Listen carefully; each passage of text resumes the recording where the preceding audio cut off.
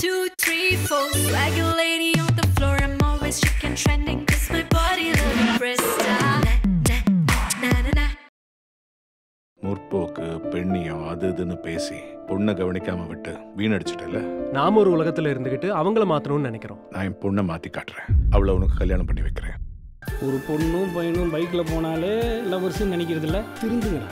டுகே பாய், என்னோட சினிமா எக்ஸ்பீரியன்ஸில் சொல்கிறேன், ட்ரையாங்கிள் லவ் ஸ்டார்ட் ஆகியே தீரும். ஹாலிடேஸ்னாலே அது நம்ம ஜிடி ஹாலிடேஸ் தான். GT holidays, South India's #1 travel brand. You know you are special when you're with GT Holidays.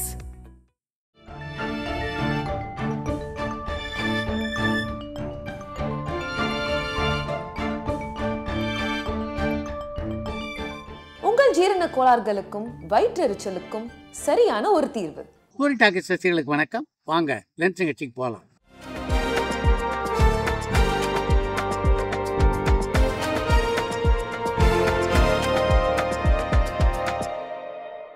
என்னம்மா முதல் கேள்வி? சார், இந்த நியூஸை பாத்தீங்களா? இதனால தான் நடிகர் விஜய் தமிழ் சினிமால நம்பர் 1ல இருக்காரான்னு மந்தவெளியிலிருந்து கார்த்திக் கேட்டிருக்காங்க.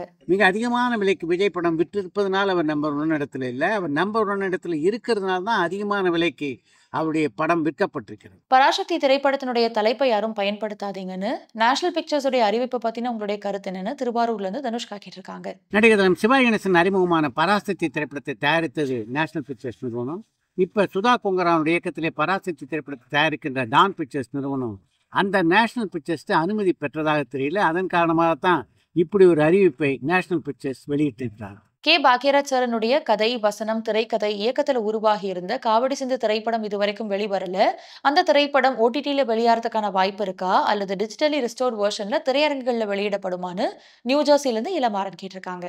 காவடி சிந்து திரைப்படத்தினுடைய படப்பிடிப்பே இன்னும் முறியடையல. அப்படி இருக்க அந்த படத்தை எப்படி ஓடிடியில எதிர்பார்க்க முடியும்? சார்பட்டா பரம்பரை திரைப்படத்துல நடிச்ச நடிகர் டான்சிங் ரோஸ் இப்ப ஏதாவது திரைப்படத்துல நடிக்கிறாரான்னு சாத்தூர்ல இருந்து ரவிக்குமார் கேட்டிருக்காங்க. சார்பட்டா பரம்பரை படத்தில் நடித்திருந்த டான்சிங் ரோஸ் இப்ப 3 திரைப்படங்கள் நடித்துக் கொண்டிருக்கிறார். அந்த படங்களுக்கெல்லாம் இன்னும் பெயர் வைக்கப்படவில்லை. இசையமைப்பாளர் கங்கை அமரன் சாருக்கு ஒரு இசையமைப்பாளரா சரியான அங்கீகாரம் கிடைக்கலன்னு நான் நினைக்கிறேன். இதை பத்தின உங்களுடைய கருத்து என்னன்னு கடலாடியில இருந்து பாலசுப்ரமணியன் கேட்டிருக்காங்க. இசையமைப்பாளராக கங்கை அமரனுக்கு உரிய அங்கீகாரம் கிடைக்கல அப்படின்னு சொல்ல முடியாது. இளையராஜா என்ற ஒரு மாபெரும் ஆலமரத்தின் கீழ் அவர் இருந்ததுனால அவருடைய புகழ் வெளிச்சம் அதிக அளவிலே பரவவில்லை என்பது மட்டும் உண்மை. கேஜே யேசுதாஸ் சார் ஏன் தமிழ் திரைப்படங்கள்ல பாடல்கள் பாடுறதை நிறுத்தினாரு? அவர் கடைசியா பாடின திரைப்படம் என்ன பாடலை பாடினாருன்னு சென்னையிலிருந்து ராமகிருஷ்ண ராஜா கேட்டிருக்காங்க. விஜய் ஆண்டனி கதாநாயகனா நடித்த தமிழரசன் படத்திற்காக இளையராஜாவுடைய இசையில யேசுதாஸ் ஒரு பாடலை பாடியிருந்தார். தமிழில் அவர் பாடிய கடைசி பாடல்னா அதுதான். தமிழ் இசையமைப்பாளர்கிட்டேருந்து மிகப்பெரிய அளவில் அவருக்கு அழைப்பு இல்லை. அதன் காரணமாக தான் தமிழ் அதுக்கு பின்னால அவர் பாடலை. ரமேஷ் கண்ணா சார் அறிமுகமான உன்னிடத்தில் என்னை கொடுத்தேன் திரைப்படத்திலே மிக சிறப்பான நடிப்பு வெளிப்படுத்தி இருப்பாரு. அந்த திரைப்படத்துக்காக அவருக்கு விருது ஏதாச்சும் கிடைச்சதான்னு தருமபுரியிலிருந்து ராஜா கேட்டிருக்காங்க. உன்னிடத்தில் என்னை கொடுத்தேன் படத்துல ரமேஷ் கண்ணா அறிமுகமால, ஆனா அவருக்கு ஒரு அடையாளத்தை தந்த படமாக அந்த படம் அமைந்தது. அந்த படத்துல மிகச்சிறப்பாக நடித்திருந்தார் ரமேஷ் கண்ணா. அந்த படத்திலே சிறப்பாக நடித்திருக்கா. அவருக்கு விருதுகள் எதுவும் கிடைக்கலனாலும் தொடர்ந்து பல பட வாய்ப்புகள் கிடைப்பதற்கு அந்த உன்னிடத்தில் என்னை கொடுத்தேன் படம் ஒரு காரணமாக அமைந்தது. பழைய திரைப்படங்களுடைய பெயர்களை தாங்கி வந்த புதிய திரைப்படங்கள் 70% மேல தோல்வி அடைஞ்சிருக்கு. இதையே யாரும் கவனிக்கல. இனியாவது பழைய திரைப்படங்களுடைய பெயர்களை யூஸ் பண்றதை தவிர்ப்பாங்களான்னு திருவாரூர்ல இருந்து தனுஷ்கா கேட்டிருக்காங்க. பழைய திரைப்படத்தினுடைய பெயரை தாங்கி வந்த திரைப்படம் தான் கமல்ஹாசனுடைய தயாரிப்பிலே உருவான விக்ரம் திரைப்படம். அந்த படம் தான் தமிழ்நாட்டிலேயே மிக அதிகமான வசூலை செய்த முதல் திரைப்படமாக அமைந்தது.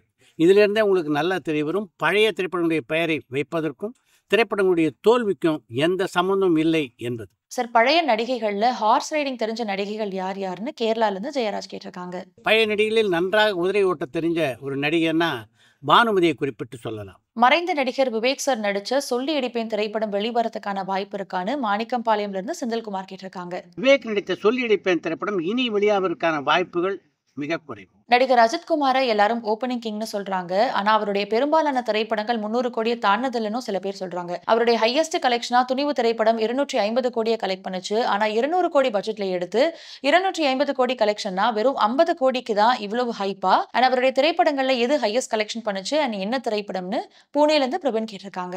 அஜித் ஓப்பனிங் கிங் அப்படின்னு எதுக்காக சொல்றாங்கன்னா, அவர் படங்கள் திரையிடப்படுகின்ற முதல் 3 நாட்கள் இருக்கு. அந்த 3 நாட்களும் வசூல் மிக பிரமாதமாக இருக்கும்.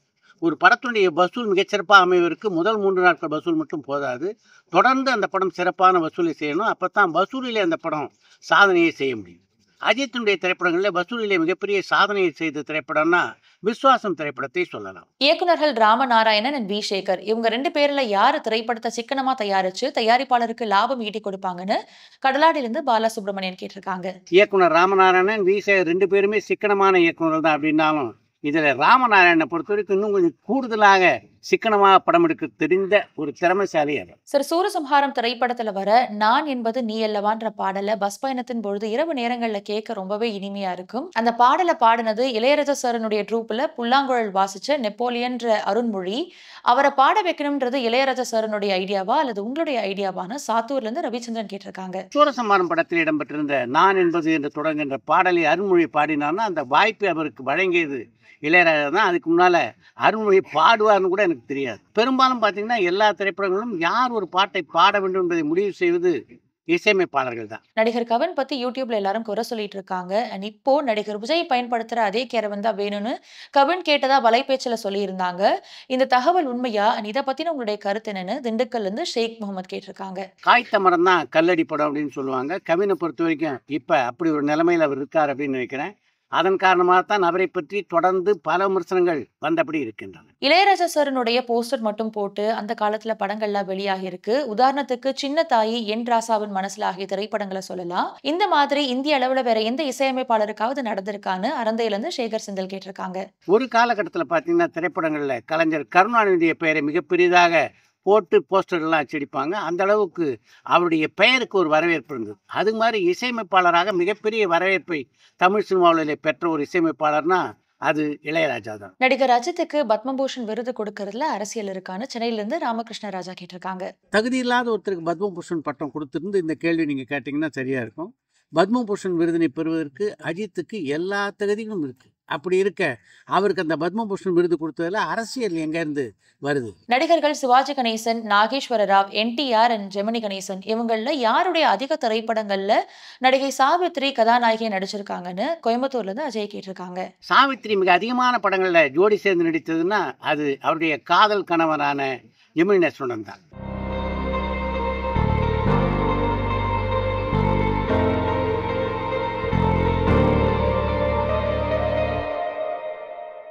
இப்போ இருக்கிற இயக்குனர்கள் வெளியாகிற திரைப்படங்களுக்கு பழைய ஹிட் பட தலைப்புகளை வைக்கிறதுக்கான அவசியம் என்ன? இப்போ அவங்களுடைய திரைப்படங்களுக்கு ஏற்ப கவர்ச்சிகரமான தலைப்புகளை வைக்க முடியாதான்னு நியூசிலாந்துல இருந்து சந்தோஷ் கேட்டிருக்காங்க.